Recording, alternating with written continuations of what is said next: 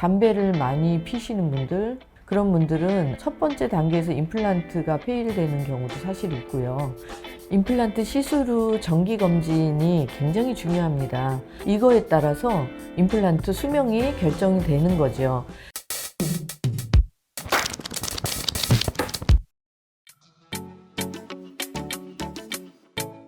안녕하세요. 크림치과 원장 김정란입니다.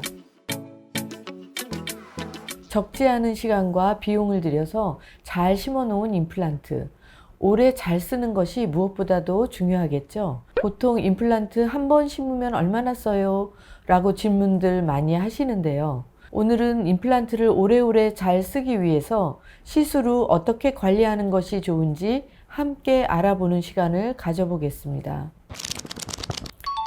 이런 질문들을 굉장히 많이들 하시는데요. 제가 드릴 수 있는 답은 보통 평균 수명을 10년 정도로 보고 있습니다.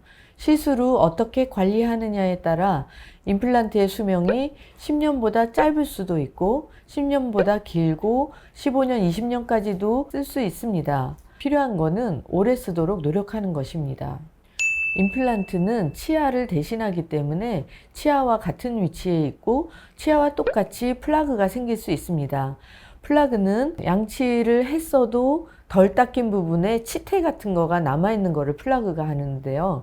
플라그는 다른 말로 하면 세균 덩어리입니다. 세균막이 있을 때 보통 치아에서는 충치나 염증이 생깁니다. 임플란트에서는 충치는 생기지 않습니다. 왜냐하면 무기물이기 때문에 세균이 무기물을 녹일 수는 없거든요.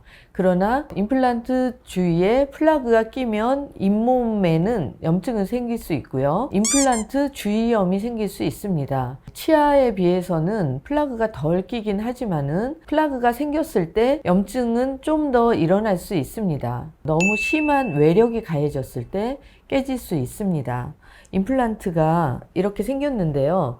임플란트는 세 부위로 이루어졌죠. 내식체, 지대주, 크라운 이렇게 세 부위로 이루어져 있습니다. 전체가 그냥 떨어지기도 하고요. 이게 혹은 이 안에 스크루가 풀리기도 합니다. 이 근육이 발달된 분이 센 힘으로 계속 씹는데 임플란트가 가늘은 경우에 또 임플란트 픽스처가 찢어지기도 합니다. 이런 일이 없도록 하는 게 중요하겠죠.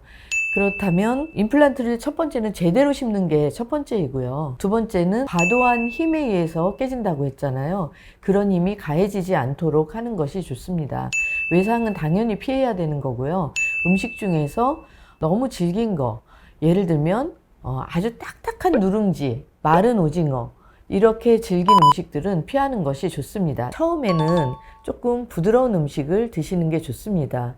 일단 뼈 주에 골유착이 됐지만 씹는 과정을 통해서 뼈의 리모델링 과정이 필요합니다. 우리의 그 뼈라는 거는요, 어떤 외력이 가해졌을 때 전기장이 이제 형성이 되면서 뼈가 이렇게 자라갑니다.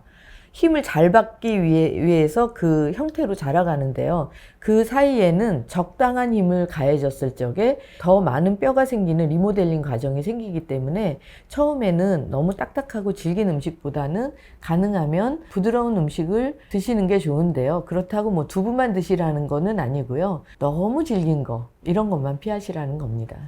임플란트 시술 후 정기검진이 굉장히 중요합니다. 정기검진을 잘 받느냐 마느냐, 오시느냐 안 오시느냐 이거에 따라서 임플란트 수명이 결정이 되는 거죠.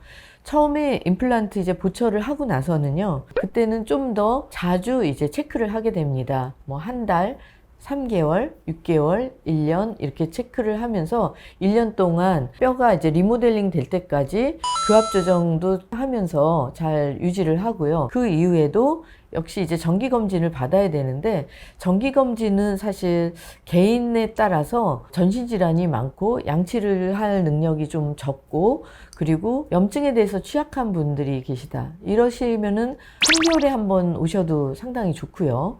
그게 아니고 이제 교합도 전반적으로 다 좋고 너무 건강하시고 이런 분이시라면 한 1년에 한 번 오셔도 좋습니다. 세균 감염 방지를 위한 관리법은요, 치과에서 하는 관리와 댁에서 하는 홈케어 관리가 있습니다. 치과에서 하는 관리는 정기 검진을 통해서 하실 수가 있습니다. 아무 이상이 없으셔도 정기 검진을 반드시 오셔야 됩니다. 왜냐하면 임플란트 주위염의 경우에 자각 증상이 없는 경우도 상당히 많습니다. 염증이 있는데 자각 증상이 없이 병을 키웠다가 오시면은 그 다음에 치료하기가 어려워지잖아요. 미리미리 염증 있는 거를 대처하시고요. 정기적으로 스케일링 하시는 것이 첫 번째입니다. 두 번째, 홈케어를 말씀을 드리자면요. 양치를 제대로 하는 게 가장 중요합니다. 양치하는 방법을 이제 조금 말씀을 드리면은 칫솔질을 잘하는 게 중요한데요. 임플란트가 하나 이상 여러 개 있는 분들은 적어도 칫솔이 2개 이상은 있으셔야 됩니다. 보통 뭐로 이 바깥에만 잘 닦으시고요. 근데 중요한 거는 이 잇몸 있는 데인데요. 잇몸 있는 데를 많이 닦는 게 굉장히 중요합니다. 주로 이제 잇몸 주변에 있는 치태나 치석이 임플란트 주위염을 일으키기 때문이죠. 소프트한 칫솔로 잇몸을 마사지 하듯이 많이 닦으시는 게 중요합니다. 그리고 요 사이사이 틈까지도 닦아야 되니까요. 주로 이제 치간 칫솔, 이렇게 작은 칫솔이요. 이거를 이 사이사이에 넣어서 닦으시는 것이 필요합니다. 그리고 이렇게 이가 3개 있는데 가운데 임플란트가 없는 경우, 이거 브릿지라 그러잖아요. 이 밑에 부분은 이런 특수 치실이 있습니다. 이렇게 끝에는 조금 딱딱하고요. 두꺼운 실 부분이 있는 이런 치실을 이용해서 사이에다 넣고요. 이렇게 지나가면서 치아 밑에 부분을 닦는 방법입니다. 그리고 임플란트가 더 많고 잇몸뼈가 많이 상실한 분들은 이런 틈이 훨씬 더 많습니다. 그런 분들은 구강세정기라는 것이 있습니다. 수압으로 세척을 하는 건데 구강세정기까지 하시면 잘 하실 수 있습니다. 임플란트가 흔들리거나 빠지는 경우는요. 대개 임플란트 주위염, 임플란트 주변에 염증이 생겨서 치조골이 손상되고 뼈가 다 없어지면서 빠지게 됩니다. 당뇨가 임플란트에 직접적으로 작용하는 거가 아니고요. 임플란트 주위염 때문에 빠지게 되는 거죠.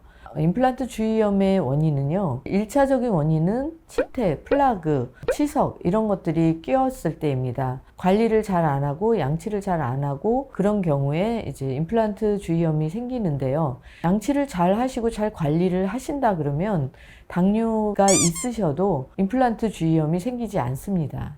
오래 쓰는 임플란트를 위해서는 처음부터 끝까지 중요하지 않은 것은 없다고 사실은 할 수 있습니다. 그러나 가장 중요한 거는 첫 단추잖아요. 첫 단추는 뭡니까? 진단을 제대로 하고 계획을 또 제대로 하고 그 계획한 대로 수술을 정확하게 하는 거. 임플란트가 정확한 위치에 바로 잘 심어졌을 때 힘도 더 잘 받을 수 있을 거고 관리도 더 잘 되게 할 수 있기 때문에 첫 번째는 임플란트를 잘 심는 것이 가장 중요하다고 할 수 있습니다. 물론 그 이후에 사후 관리도 잘하는 것이 필요하겠습니다. 성공적인 임플란트를 위해서 필요한 것 중에 하나가 금연입니다. 담배가 굉장히 영향을 많이 미칩니다. 물론 이제 술도 영향을 미칠 수도 있는데 술의 경우는 수술을 하는 당시에 치유 기간 내에 드시지 않으면 되고요. 담배는 굉장히 직접적으로 영향을 많이 미칩니다. 담배를 많이 피시는 분들, 그런 분들은 첫 번째 단계에서 임플란트가 페일되는 경우도 사실 있고요. 그 이후에도 치유 능력이 떨어지기 때문에 잘 안 되기도 합니다. 그래서 금연하시는 것이 정말 필요하다고 하겠습니다.